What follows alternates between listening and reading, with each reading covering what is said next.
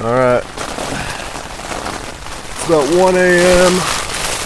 and what you're hearing is a thunderstorm that just came out of nowhere. It was forecast to be clear and relatively warm tonight. But whoa. But this is pretty wild.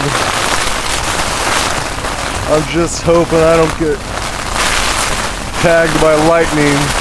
So it's hail, probably 30-mile-an-hour winds, very frequent lightning strikes, and so far the tent is holding up. I'm dry inside, and I'm really hoping it stays that way.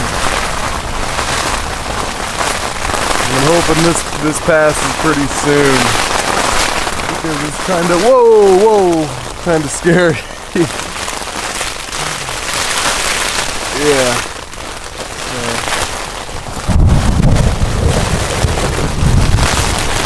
Again, just crazy weather out here that changes constantly.